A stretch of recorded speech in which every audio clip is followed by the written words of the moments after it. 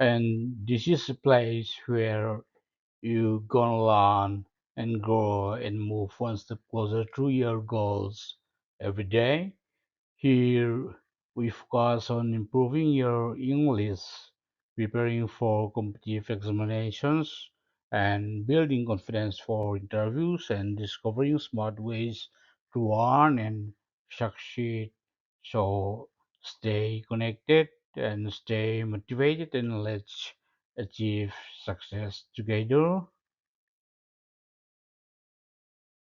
And the first topic here we're gonna learn, listen, and watch together that China's currency, that yuan. Some important points about China yuan, uh, also known as renminbi, that you can use for your channel or suggest that important facts about China yuan, renminbi, called that the China yuan, officially known as the renminbi, is the official currency of China and it plays a major role in the global economy as China is one of the world's largest trading nations, right? And the basic unit of renminbi is the yuan, and it is issued by the People Bank of China's.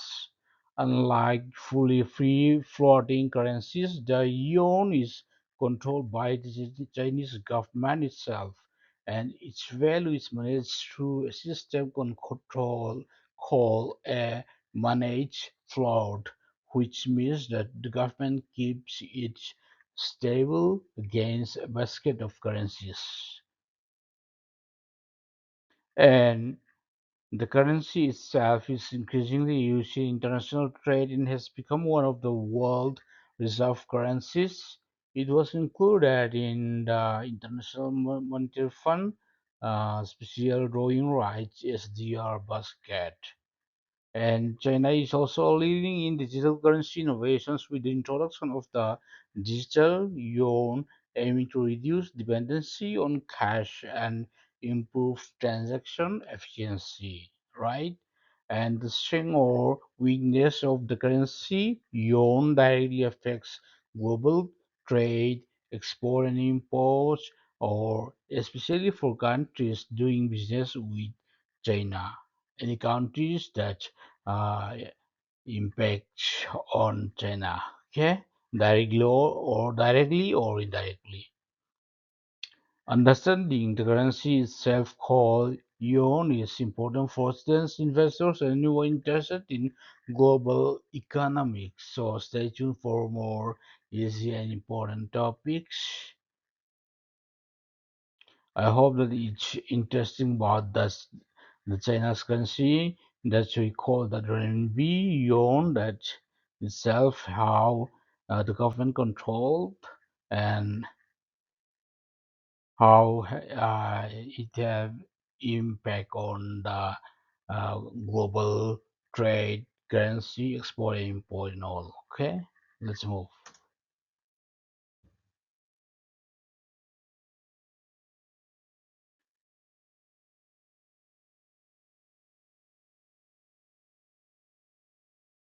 Our next topic is Telangana school roof policy.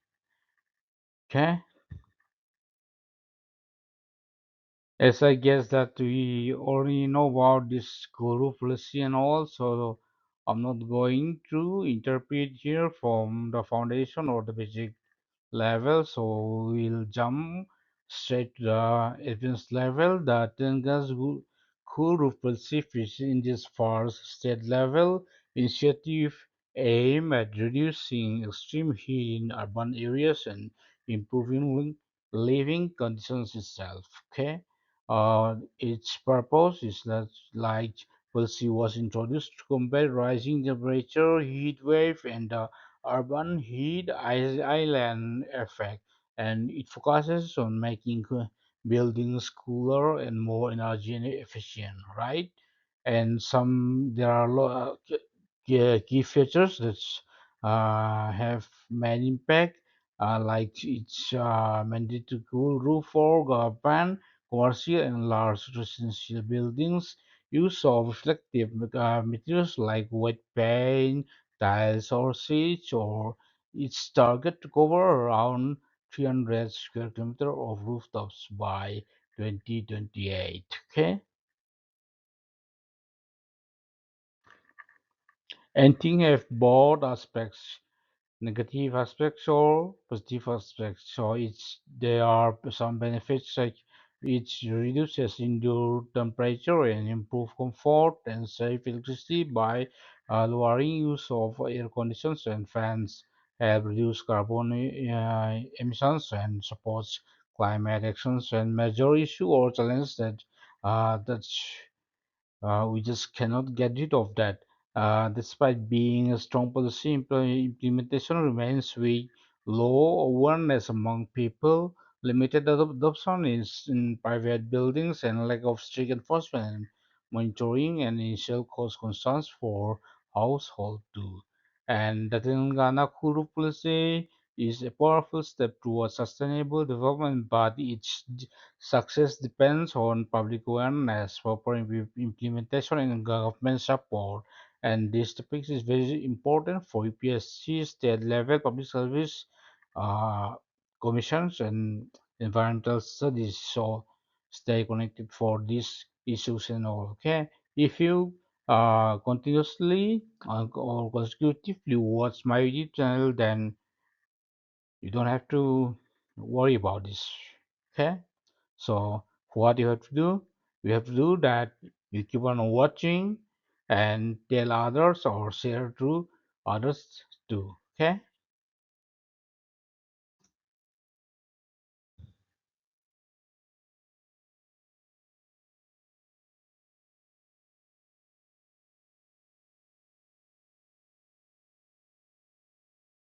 What's gonna be our next topic? It's our next topic gonna be windfall tax. Huh?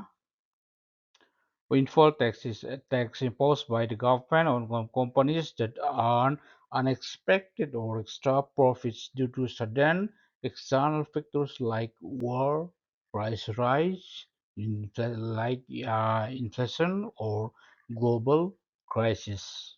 Right? So it is levied when companies make huge profits not because of their effort but due to favorable market conditions. For instance, rising crude oil prices. Like, okay, why is it imposed to control excessive profiteering and to redistribute wealth for public welfare and to increase government revenue during crisis periods, right? Example, for some example in India, for us to understand in a easy way that okay, India imposed windfall tax on oil companies in 2022 after global crude prices surged due to the Russia-Ukraine war. Right, sectors affected: oil and gas companies, mining industries, energy sectors, and some advantages to here. It helps government earn extra revenue and it promotes fairness in wealth distribution and controls inflationary pressures and some disadvantage to discourage investment by companies and create uncertainty in business environment may reduce long-term production and windfall tax is a short-term fiscal to use during extraordinary situations. It must be applied carefully to balance revenue needs and investor confidence, right? So this too is very important for economy, UPSC and state level public service commission, state level public service commission. So you have to um, stay tuned for more easy topics like this. It's very scoring for you. Okay,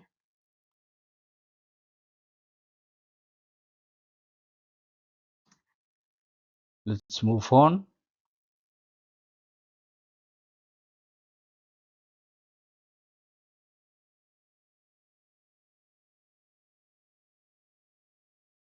Our next topic will be Mahilanidhi.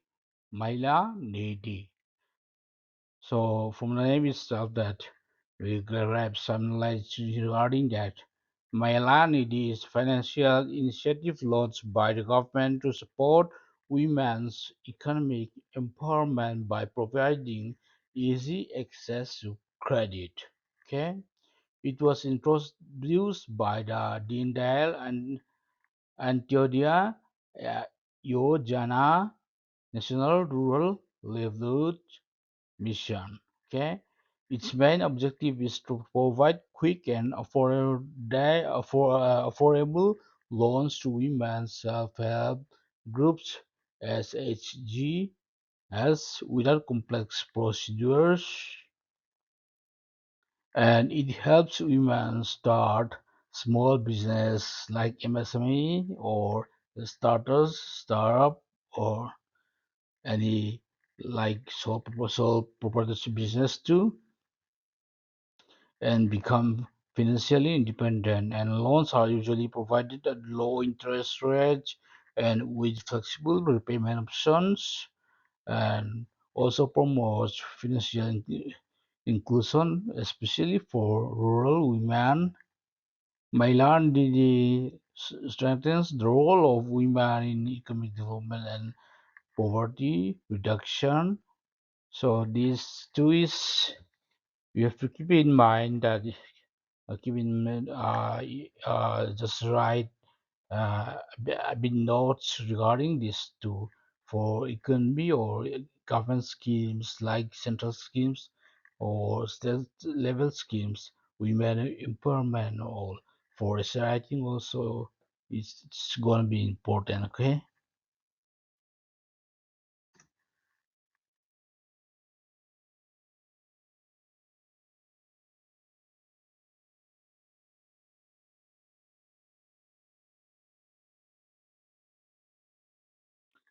so our next topic is rental scooters.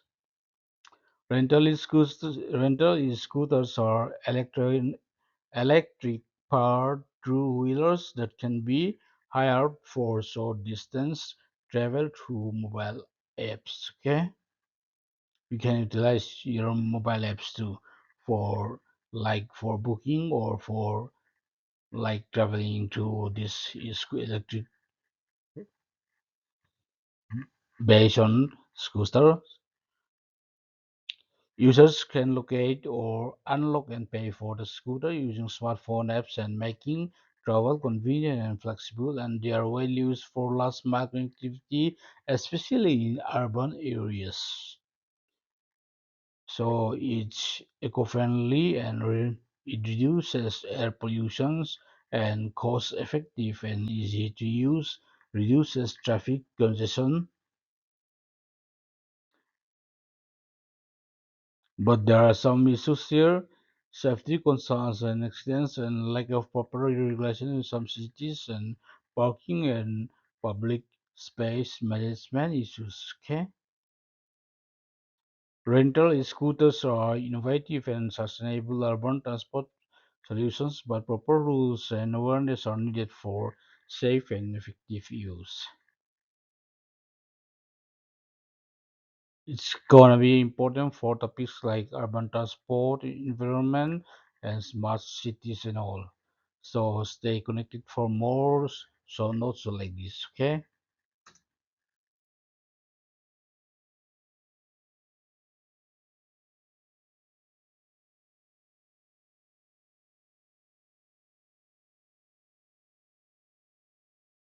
Article 368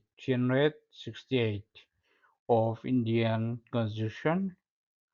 It deals with the power of Parliament to amend Constitution of India, and it gives authority to the Parliament of India to add, change or repeal provisions of the Constitution, and amendments can be made by introducing a bill in either house of the Parliament. Maybe both can be Lok Sabha or Rajya Sabha. Three types of amendments: simple majority and special majority. And the third one is special majority plus ratification by at least half of the state legislatures and ensures that the constitution remains flexible and adaptable to changing needs. And however, the Supreme Court in the Keshavanda Bharati case ruled that Parliament cannot alter the basic structure of the constitution. So this maintains a balance between flexibility and stability. So keep in mind that it's going to be important for exams like polity, UPSC, state level, public service commissions, and MCS too. Let's move on.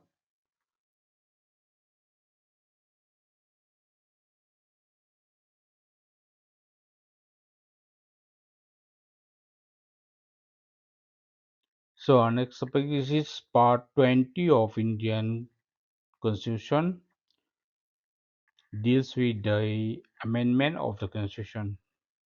Part 20. Remember, part 20. What part 20 of the Indian Constitution implies that amendment of the Indian Constitution, right? It consists of only one article, which is, as we already mentioned, that each Article 368, which lays down the procedure for constitutional amendments. It empowers the Parliament of India to amend the Constitution by adding, altering, or repealing its provisions. Amendments can be passed through different types of majorities depending on nature of provision, and in some cases ratification by at least half of the state legislature is also required. And the amendment power is not absolute. Okay, the Supreme Court in the Kesavanda Bharti case introduced the basic structure or doctrine limiting Parliament's power. This ensures balance between flexibility and protection of core constitutional values. So here, keep in mind, it's going to be important for exams like Indian polity, constitution, UPSC, and state level public service commissions. Okay, for essay writing also, it's going to be important. It can be important. So that's all for this times, I guess,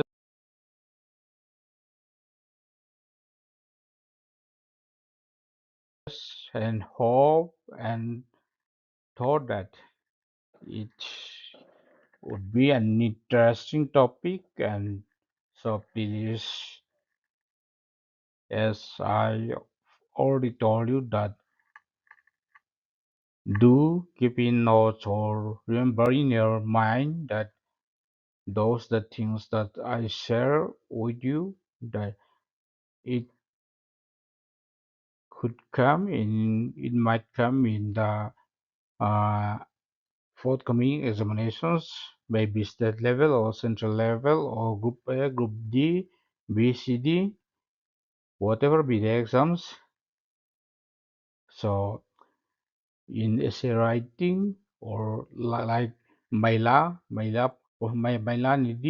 rentalescooters and all. So Article 368 or Part 20 of the Indian Constitution, what deals with what do you think about that? So there are many options that it can come, that for essay writing it can come, and for short notes, for GS, and for multiple uh, choice type or one-liner type or current affairs and all. So please do keep in mind. Okay, so that's all for this time. So thanks for watching my channel, and please do watch and share it to your near and dear ones, your friends and all. Okay, bye bye, see you.